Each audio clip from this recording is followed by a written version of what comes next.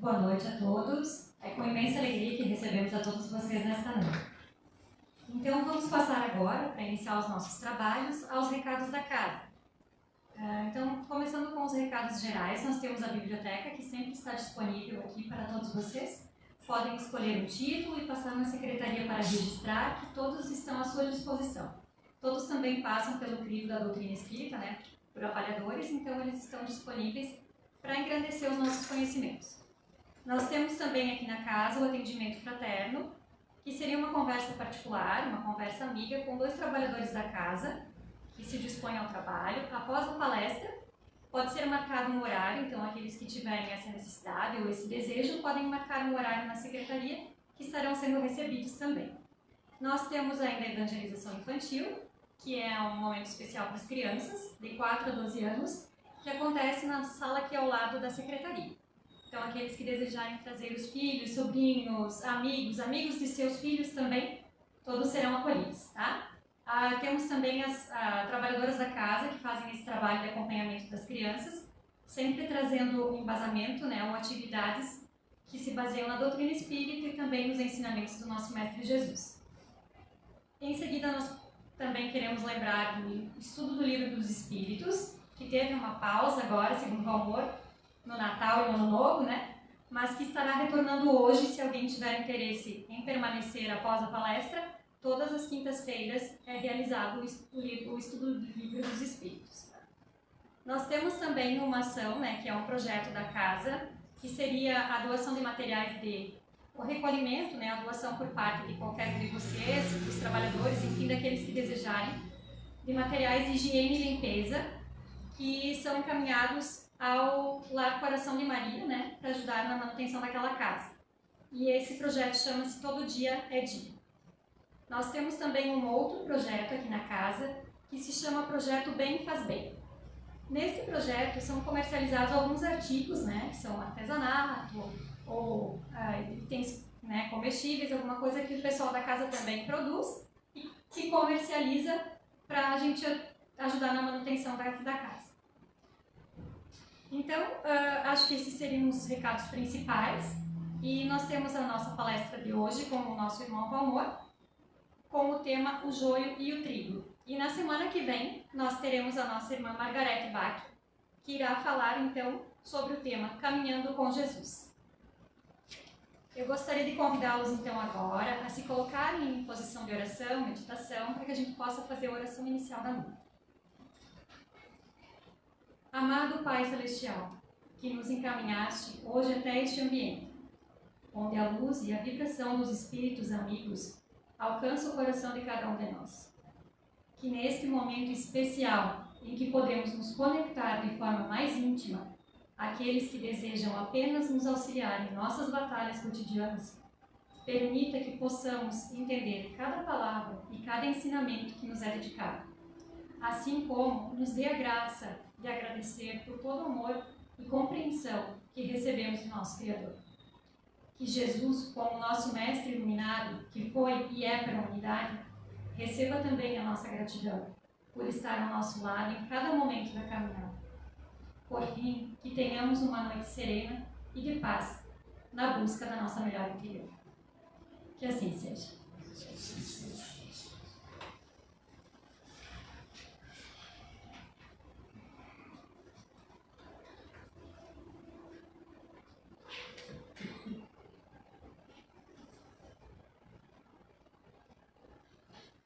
Gostaria de ter a calma e a serenidade de alguém que estreia, primeira vez que faz uma abertura. Confesso, eu estou precisando ir pescar, porque eu estou nervoso. Então, boa noite a todos, pessoal de casa, nosso carinho, nosso abraço. Peguei um tema assim que depende do ângulo, mas chega um momento em que você não pode mais fugir da realidade que nos serve. Então vamos falar um pouquinho sobre joio e trigo, aquela parábola de Jesus. Definição: trigo planta gramínea de cujo grão do mesmo nome se obtém farinha usada no preparo do pão, massas, etc., alimento. Joio, erva tóxica, comum em trigais, figurativo de joio, coisa má que prejudica as outras boas com as quais se mistura. O joio é um alimento, quer dizer, não é um alimento, é uma planta, uma erva daninha que prejudica. E o trigo é um alimento que sustenta. Confesso para vocês, hoje vamos fazer confissão, né? Estamos no confessionário, que algumas décadas, quando eu estive nas primeiras aulinhas de estudo, aquilo que a gente faz hoje, estudo do Livro dos Espíritos, após as palestras, após o passe, antes de eu passar a estudar regularmente numa casa de estudo na doutrina espírita, falava-se em última oportunidade para a evolução dos espíritos que reencarnam. Foi nos explicado, naquelas primeiras aulas da doutrina espírita, que se abriria a porta dos umbrais, se traria para a crosta terrestre, como última oportunidade de encarnação, aqueles espíritos renitentes ao mal, para que se modificasse. Então, aqueles que não conseguissem, não haveria uma próxima. Espírito que não aproveitasse a oportunidade para se melhorar, para evoluir, seria degradado ou expurgado para um planeta inferior. Isso para aqueles espíritos renitentes no mal. Separação, joio e trigo. Joio sai, trigo fica. Eu confesso a vocês que, como iniciante ao conhecimento espírita, isso era muito confuso, porque era muita informação num momento só. De repente, éramos espíritos imortais que nascíamos, viviam, morriam, voltavam a renascer. Tinha uma lei de causa e efeito que nos abrandava ou nos punia na encarnação seguinte, e era confuso. Precisávamos aprender mais sobre isso. Nunca viram na doutrina que eu frequentava essas coisas. Nunca falaram em imortalidade da alma, em outros planetas, classificação de planetas. Olha bem lá, ó. Tem planeta primitivo, provas e expiações, que é o nosso planeta regenerado, planetas felizes, celestes e divinos, e a gente pensava que só tinha vida na Terra. Era confuso, era complicado o primeiro tempo nisso aqui. A pluralidade dos mundos habitados, tudo novidade. E quando falaram para nós de expurgo, tem um livro chamado Exilados de Capela, de Edgar Armond, né? Que ele trata de um planeta localizado lá na constelação do Cocheiro, e que os espíritos que não evoluíram naquele planeta, o orbe foi promovido e eles foram degradados para um mundo inferior. Vieram para a Terra. Tudo gente boa. E provavelmente alguns de nós, se não todos, fazíamos parte dessa turma. Né? E Esses expurgados de capela, segundo o seminário do Haroldo Dutra Dias que ele fez, dividiu-se em 4 grandes raças que habitaram o nosso planeta. O seminário é o seminário A Caminho da Luz. Se uniu aos povos que nós tínhamos, o povo africano, que era um povo portentoso, a China milenária, e foi formado com esses degradados de capela, o povo hebreu, o hindu, os arianos, que a maioria de nós advém de lá, e o povo egípcio. O povo egípcio era o povo menos endividado perante a justiça divina. Comentou Haroldo Dutra Dias no seminário A Caminho da Luz. A mesma chaga para todos, sempre o insulamento. O povo hebreu, o povo mais solidário que esse planeta já conheceu.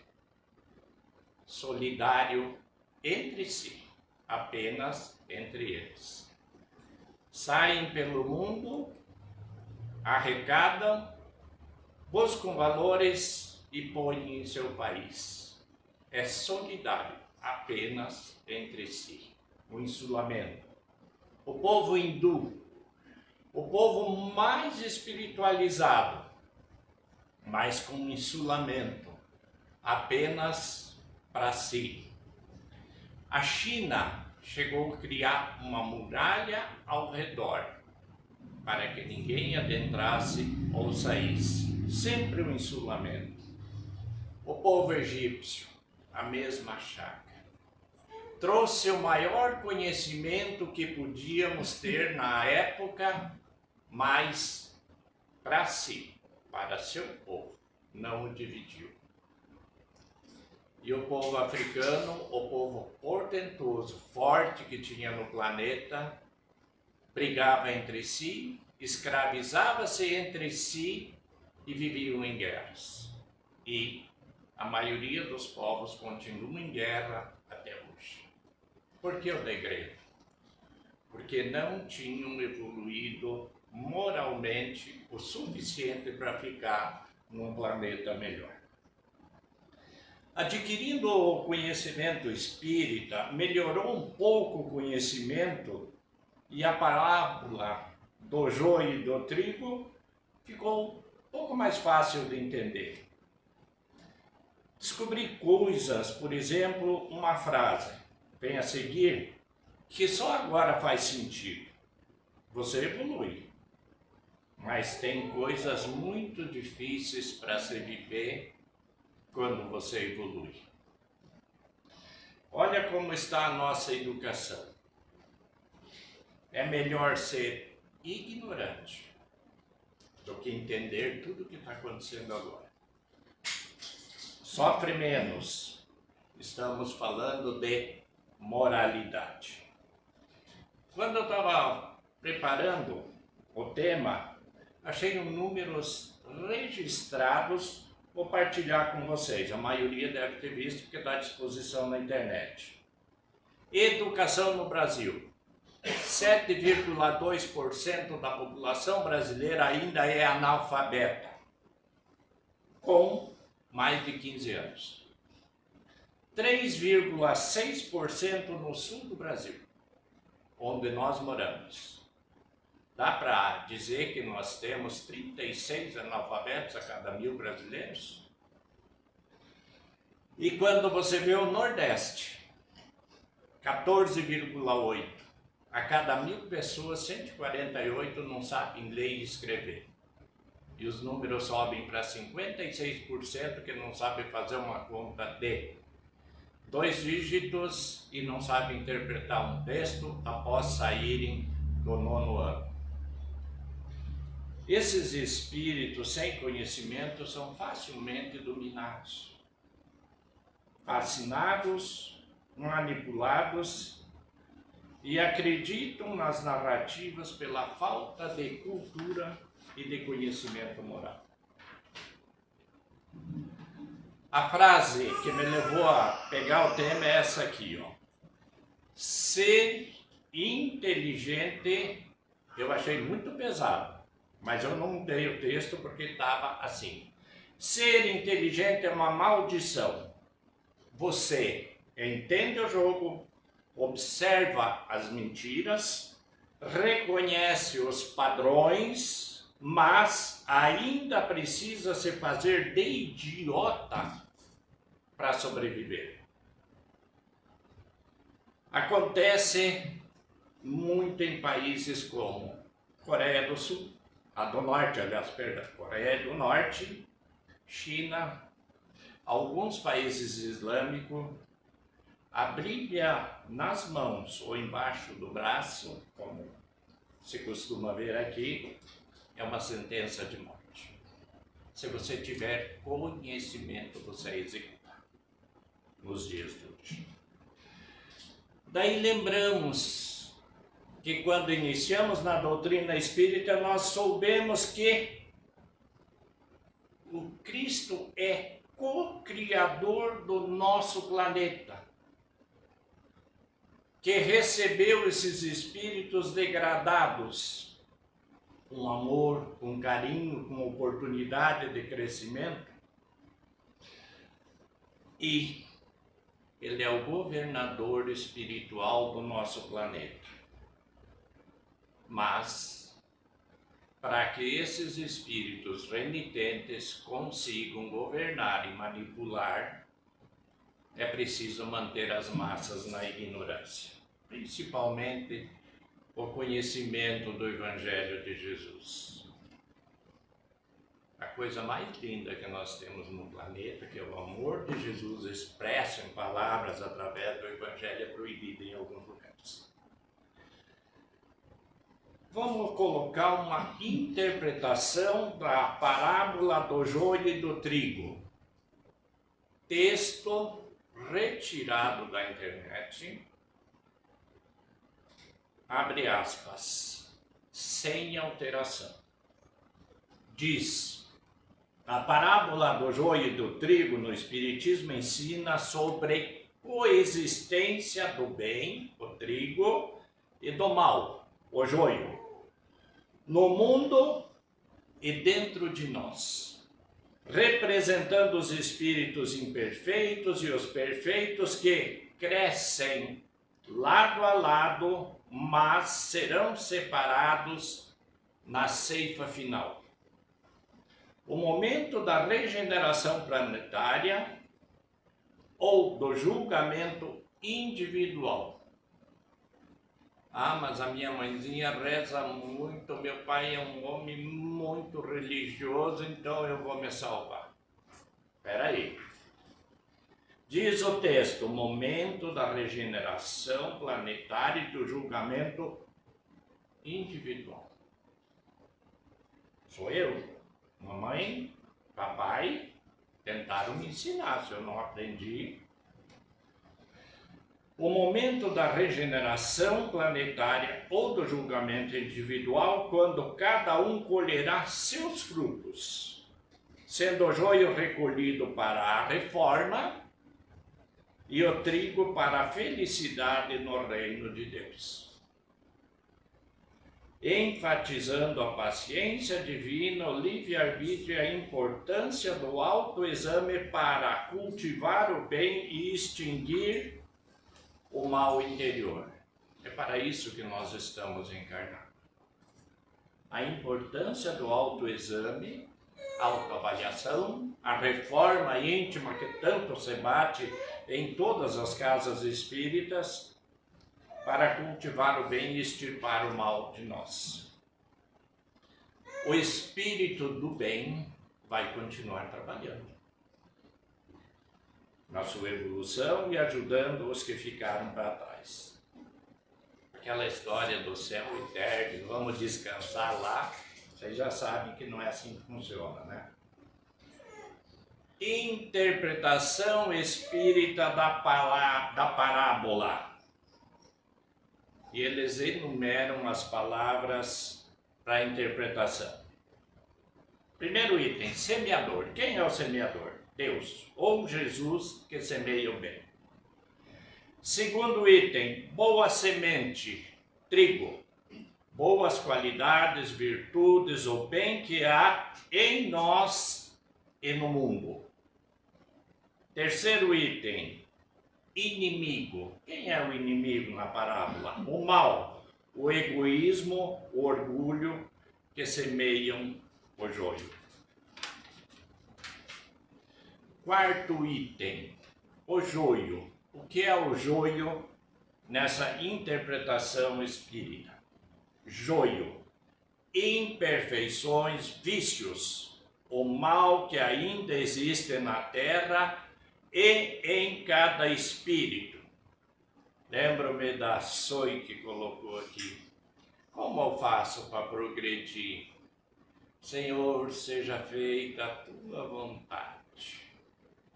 E está explícito. Primeiro item do Evangelho segundo o Espiritismo, tem lá os 10 mandamentos, não caíram de moda, o Cristo.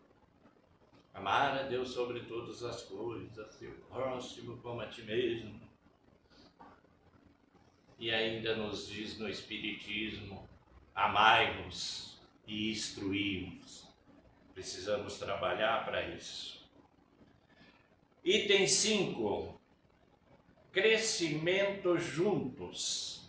A coexistência de bons e maus, justos e injustos no mesmo ambiente e encarnação, sob a lei da evolução, sem intervenção brusca.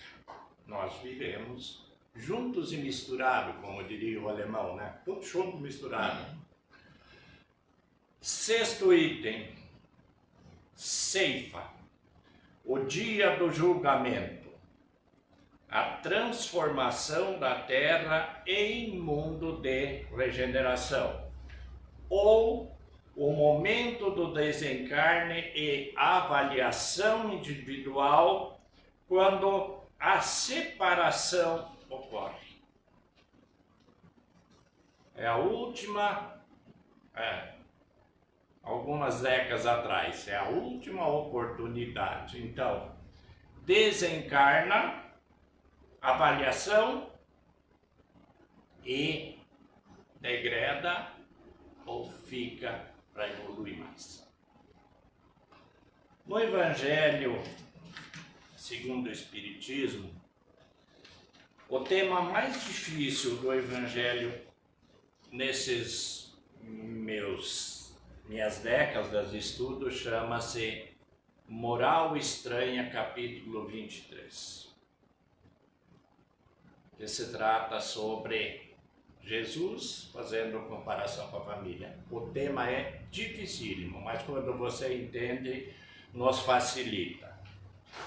Nos diz no item 6, no segundo parágrafo,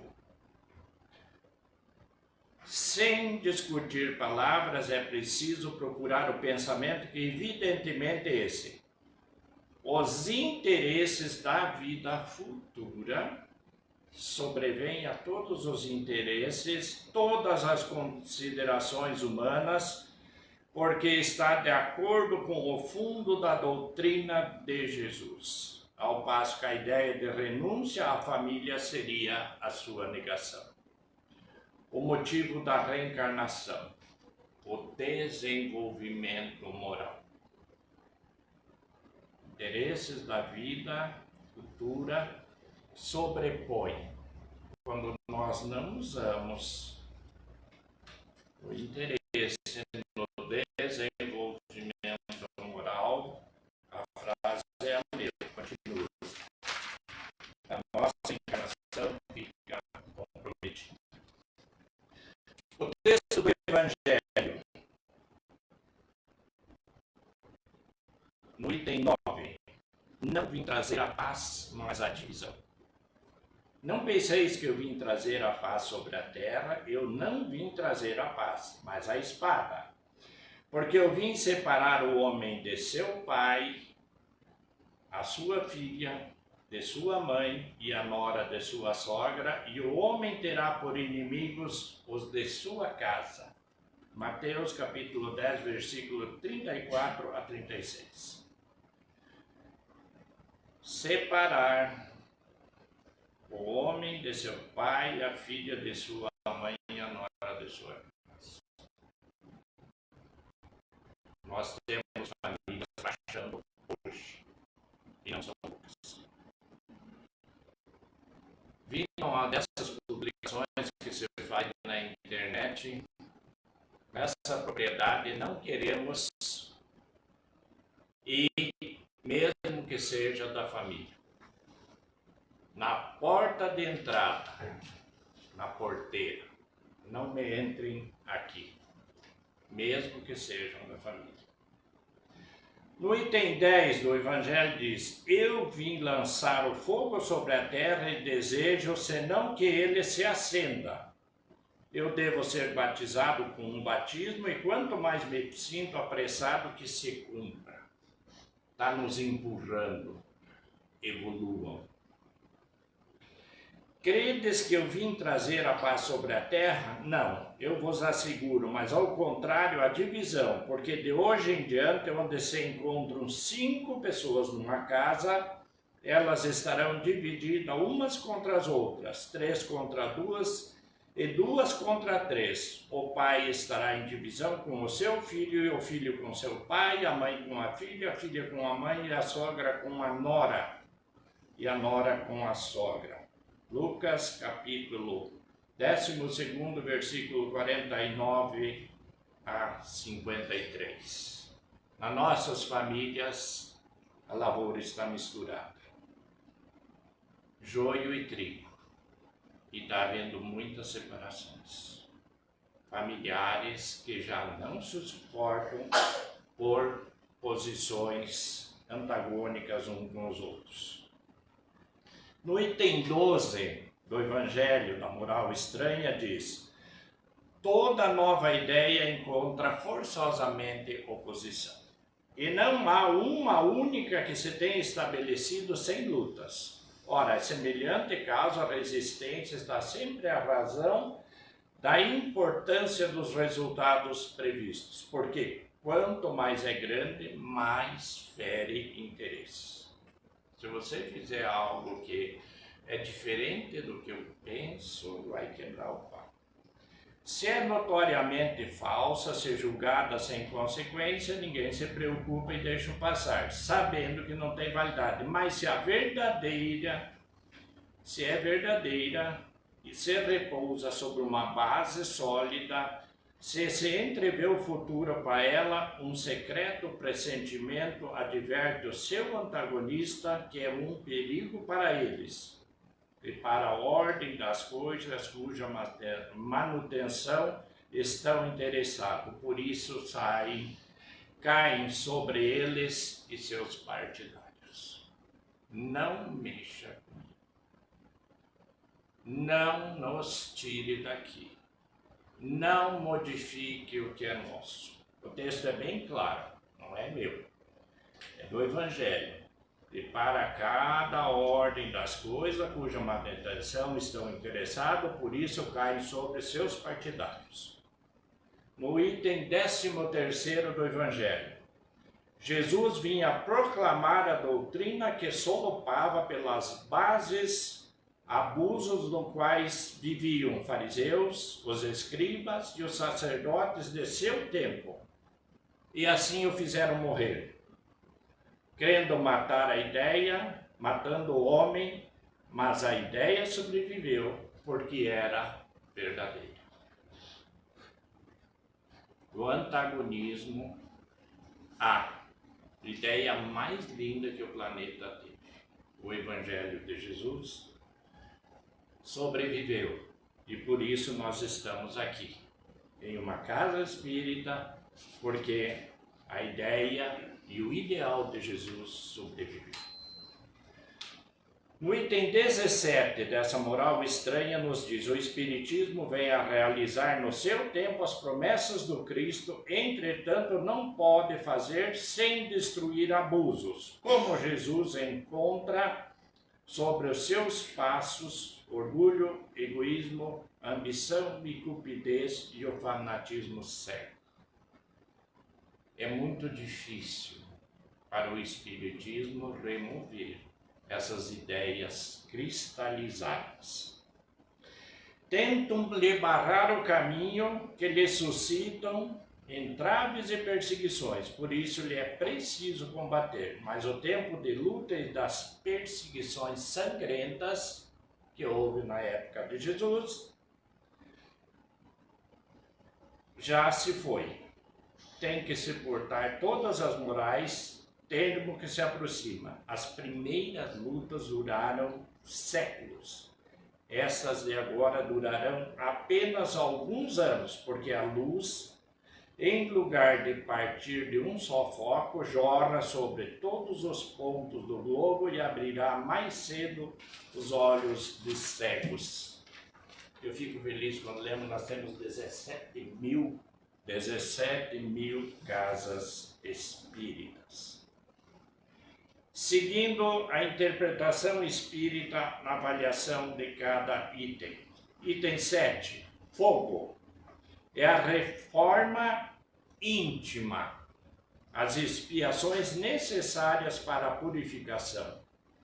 Não tem castigo externo, não tem castigo eterno, mas um processo de transformação. Mesmo os espíritos degradados, eles terão uma oportunidade de crescimento. O amor de Deus é infinito. É uma punição degradar alguém? Não.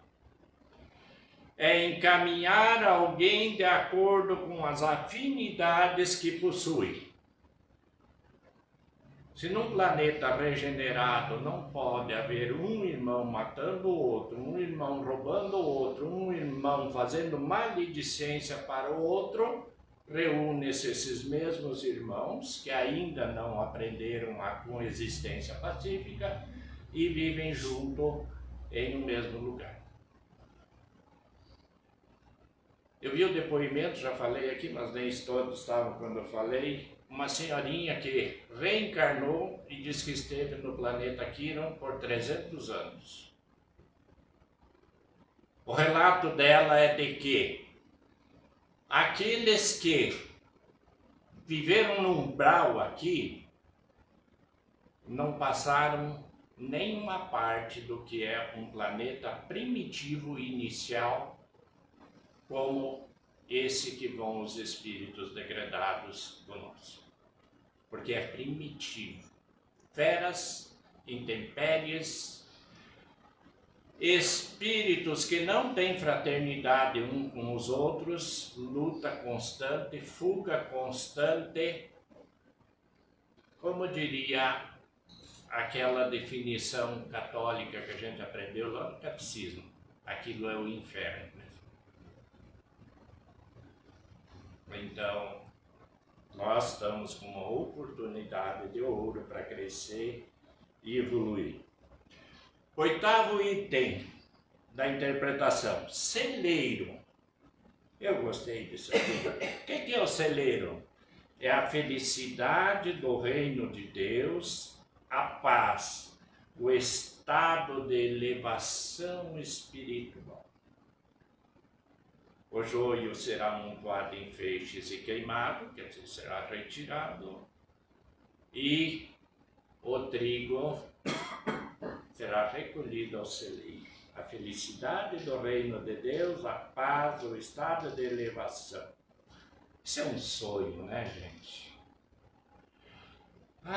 Aí nós vivemos no oeste de Santa Catarina, um lugar de paz, de harmonia, onde a gente tem a polícia que nos protege, as leis, os costumes, e a gente vive, dá para se dizer assim, bem. Né? É uma bênção viver aqui. Ainda sobre os termos retirados do texto. Trata de lições centrais da parábola. A primeira lição central da parábola, paciência e tolerância divina. Deus permite o mal para que cada um se desenvolva por si. Ah, mas a mamãe é muito evoluída, o papai é religioso, o meu irmão também. Cada um por si. Tarefa intransferível. E cada um se desenvolva por si, exercitando o livre-arbítrio e a autoeducação.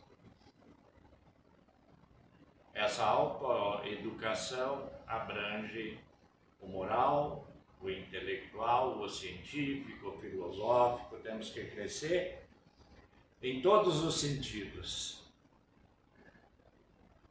Vocês já ouviram falar de um tal de Siddhartha Gautama, né? Uma historinha que um dos seus súditos, dos seus discípulos, pergunta: mestre, tens tanta sabedoria, por que não a divide com todos? Pegou o discípulo e, vocês já devem ter ouvido essa historinha, mas vamos lá. Pegou o seu discípulo e o encaminhou, vai à vila por uma semana. Pesquisa o interesse, a vontade de cada um que você falar sobre quais são as aspirações, o que ele deseja da vida. Afinal, o discípulo estava questionando por que ele não distribuía sua sabedoria para todos. Após uma semana, o discípulo voltou. Relatório: mestre, o interesse da maioria é: eu quero ter ouro, pedras preciosas, quero ter fazendas de plantio, eu quero ter mais escravos, eu quero viajar para terras distantes, eu quero ter poder e muito dinheiro, muito ouro, pedras preciosas e súditos. E mais alguns detalhes que agora me fogem à cabeça, mas eu prestei atenção em duas coisas. Ele pediu se alguém tinha interesse na sabedoria que ele possuía. Numa vila inteira, nenhum tinha interesse nisso.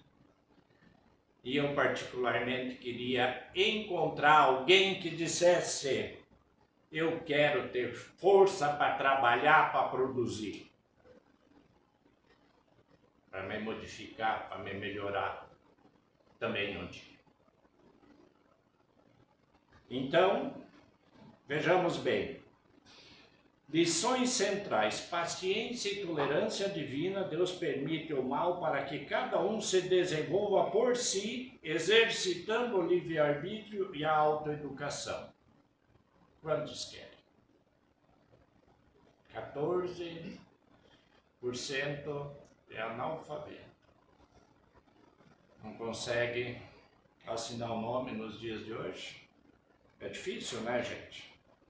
Lições centrais. Item 2. Autoeducação. O verdadeiro trabalho é separar o joio do trigo dentro de si, cultivando as virtudes e eliminando os defeitos. Voltamos à reforma íntima. O que é a reforma íntima? Cultivando as virtudes e eliminando os defeitos, como sempre. Terceiro item das lições centrais da parábola: vigilância. Não cochilar. Moralmente, pois, o inimigo, a imperfeição, está sempre à espreita para semear o joio em nossa mente. Estava naquele dia que você está chato em casa, não sabe o que fazer, fica lá procurando um canal, procurando um filme, e apareceu lá Sombras no Deserto. Aparência lá, Nicolas Cage. Sombra no Deserto não me interessa, mas o Nicolas Cage não iria prestar a fazer um filme sem interesse. Vamos ver o que é isso. Se tratava de uma família de 3, um suposto pai, uma mãe e um jovem. Esse jovem tinha poderes de cura, Yeshua, para alguns, e ele tinha uma postura impecável. Quando surgiu numa vila que eles estavam, uma senhorinha, e passou a fazer companhia para ele, algumas coisas insinuar. Como era uma família ilibada, a jovencita levantou uma questão com ele, para pregar. Olha bem, não podemos cochilar moralmente, pois o inimigo está sempre à espreita. Qual era a falha? Ele não é o seu pai. Tentando plantar a discórdia. Conseguiu? Por alguns momentos, sim.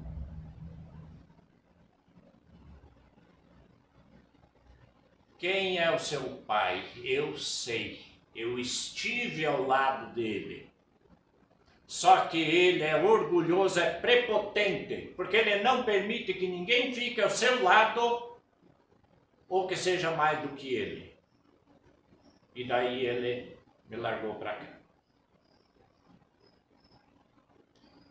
A inteligência da formação do filme nas tentações que foram feitas é uma coisa fantástica. Só que a violência na época era muito forte. Para quem tem espírito forte para ver Sombras no Deserto, mas não cochile, porque nem mesmo os maiores em evolução moral ficam isentos de tentações. Orai e vigiai, temos que nos cuidar sempre. O quarto item é lições centrais: a esperança, a certeza de que a justiça divina prevalecerá e o bem triunfará no final, mesmo que você tenha que fazer um estudo.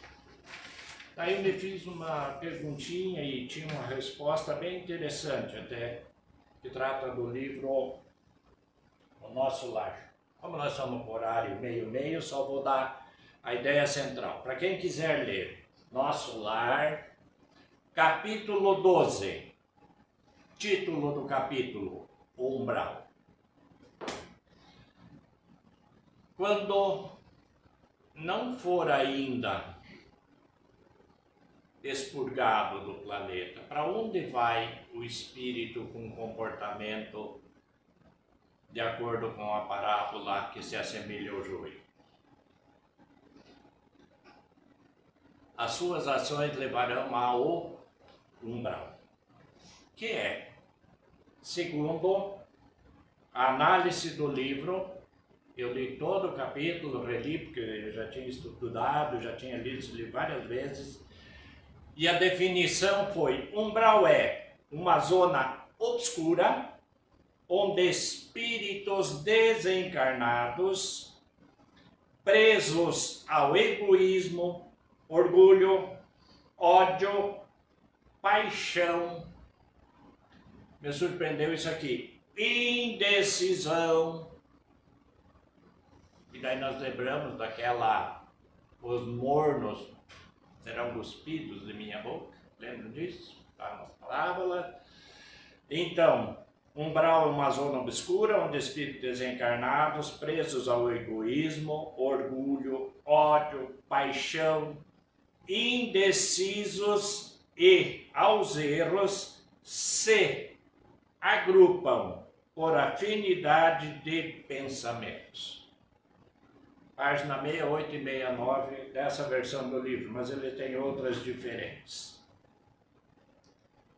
Por que é tão turbulento esse local que eles definem como umbral?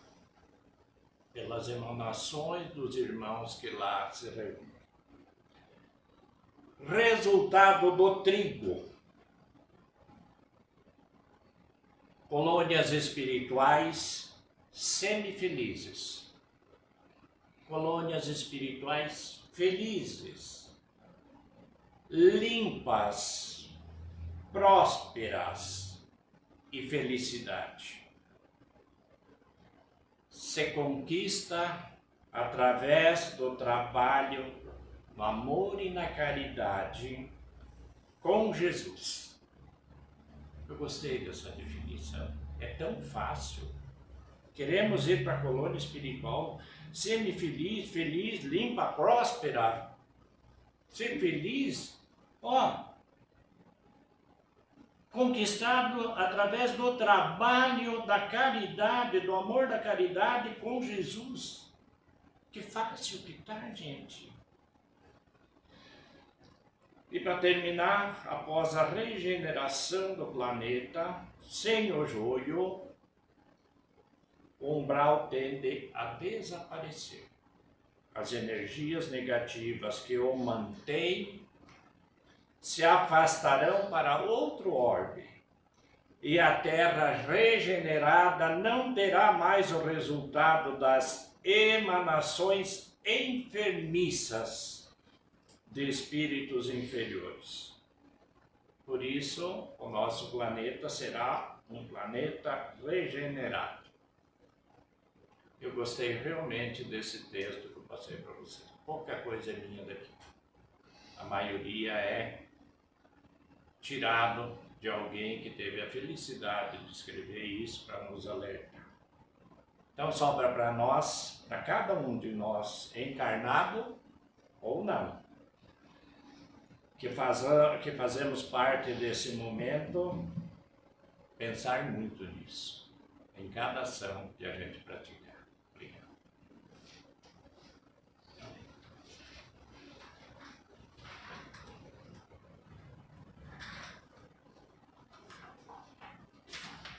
Bem, então, após as palavras do nosso irmão Valmor, sempre na busca da nossa melhora íntima, né? Como sempre falamos nesta casa, vamos agradecer e fazer uma oração final agora. Então, por favor, se coloquem em posição de oração, aqueles que desejarem, fechem seus olhos. Viemos nesse momento agradecer ao Pai pela vida, pelos ensinamentos recebidos, pela graça que recebemos ao acordar novamente todos os dias. Que a paz que conquistamos em cada minuto de meditação e oração possam perpetuar-se pelos dias que se seguem, na nossa casa, no nosso trabalho, com a nossa família, enfim, na vida cotidiana que se segue. E que as nossas atitudes no bem possam somar a de todos os irmãos que dividem conosco o desejo de um planeta mais fraterno. Sejamos nós missionários também de Jesus em busca da luz. Que assim seja.